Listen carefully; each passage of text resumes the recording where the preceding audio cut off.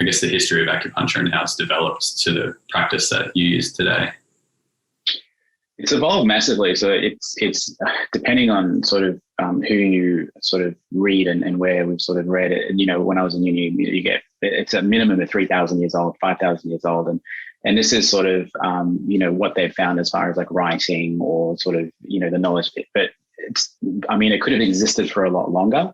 But just for dating's sake, it's been, between 3,000 to 5,000 years old. And it started with sharpening of stones. And, there are different stories where people would go to war and they would acquire an injury, and a spear would hit their leg in a particular point, and then it was noticed that something got better.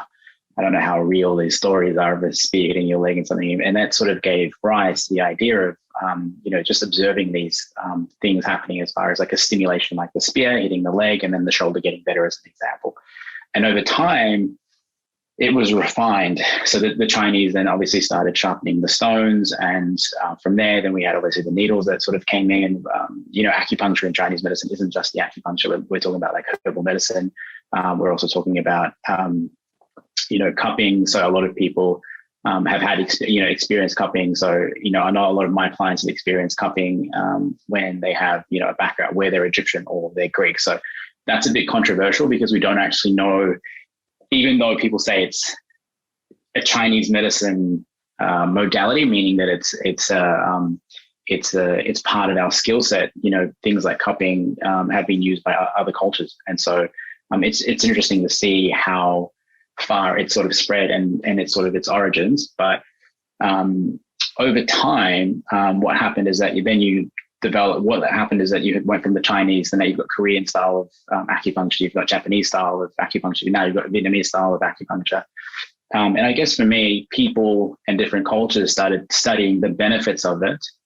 And I think they started applying differently, and very much like I do today. Like I've learned so many different systems, and I would, the way I think it evolved, my theory is anyway, is that people started applying it based on the food that they would see people consume. So for example, the food that we consume in tropical weather and the heat component of things is so different to the way you would treat and what you would see from an illness perspective in say like the colder European cultures. I think that, the Vietnamese, the Japanese and the Korean styles were adapted based on the Chinese method, and then obviously adapted to the people. So the culture, the food, the climate, and then we developed, and then all these different styles developed an evolution of acupuncture. And even today, so a very particular style that I practice myself is something called Electro acupuncture medicine. So 3,000 to 5,000 years ago, they didn't have electricity to manipulate in the manner that I do today. And so now we have these very advanced little electrical gadgets that I attach to a lot of my clients. And I think it's a very important advancement in acupuncture, particularly in the field of sports medicine, chronic pain, things like migraine, because the addition of the electricity allows us to stimulate more of your body's natural chemicals, for example, like endorphins, serotonin, dopamine. And it allows us to manipulate and modulate that, which I find very, very powerful, which is not to say that the traditional style of acupuncture is bad. I think we always have to pay homage and have respect for that. But I think when you find something, you've got to use the right tool for the right condition. Yeah. And I think that if we stubbornly stick to the one method and try it over and over and over, in my career, which has been, a little over 8 years now, I found that the reason that I keep learning and the reason that I keep studying is that I've always found little pitfalls in all the different styles that I've learned.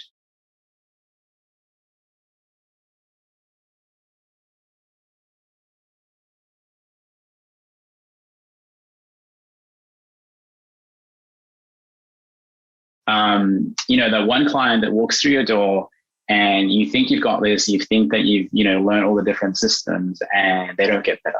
And for me, I'm the sort of person that loves to do my research. I love to learn. I love to reach out and ask people for help. And I'm quite honest with my clients in the sense that, if that is the case, then I will actually tell my clients, hey, look, it's not going in accordance to what I expected, but what I want to do is reach out to a few mentors and people that might know a little bit more about this condition or have a particular style, and I'll either invest money, time, research, and resources to make sure that person gets the results they deserve.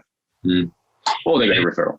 Yeah, I think that's a beautiful thing, especially in practitioner world, to actually, that just shows commitment, right? It's really getting to the bottom of it, and a true purpose in wanting to help heal other individuals. So I think again, it was born out of my experience.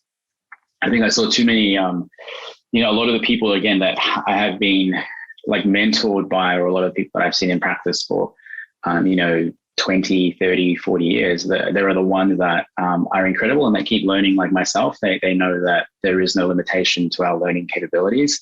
And there are those that would develop what I would call close to a protocol or a cookie cutter system where they essentially use the same thing with everyone. And then if they get that person that walks through their door and it doesn't work, they're not really fussed if that person doesn't get better, because they've got the next person waiting to get. And for me, I don't like anyone falling through the cracks. It's a pet peeve of mine. So no, I love that. It's a beautiful quality. Hey, you talked about